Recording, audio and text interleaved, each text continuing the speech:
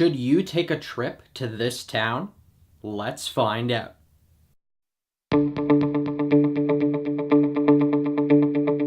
Hello Fanatics, I'm Dylan Phillips and this is the Film Fanatic Review bringing you Galveston, starring Ben Foster, Elle Fanning, and Lili Reinhart.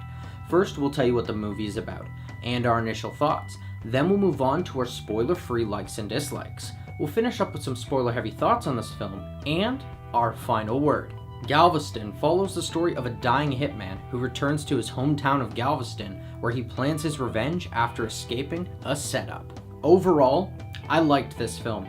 While the logline is definitely misleading, it ends up being a great character-centric crime drama. For what I liked about this film, let's start off with the premise. Instead of becoming a prototypical revenge action thriller, it becomes a character drama that focuses on human nature and making our own path.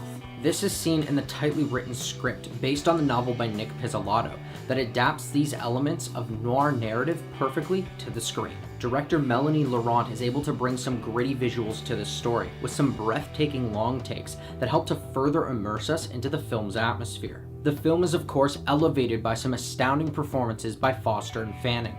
Fanning takes an easily cliched character and creates a deeply layered and complex one, while Foster continues to prove he is one of the best actors of his generation.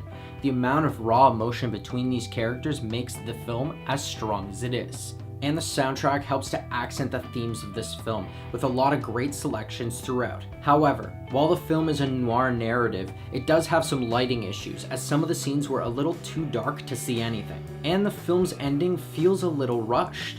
With a short runtime, they did have the extra time there to be able to expand on the film's conclusion, but instead it feels like they just wanted to rush in and rush out. And that's where I'll end our spoiler-free thoughts on this film. If you want to hear our final word or rating of this film, pause now and click the link in the description, because now it's time for spoilers.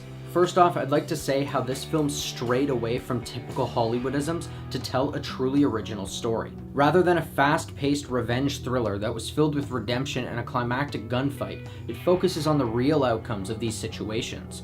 This allows the slow pace of the building story to take a sharp, unexpected turn and sucker punch the audience with a heart-wrenching revelation. And the best scenes to me were Roy's hospital visit, the home invasion, the dance, Roy's capture, and the conclusion. So, with the thoughts heard, here's our final word.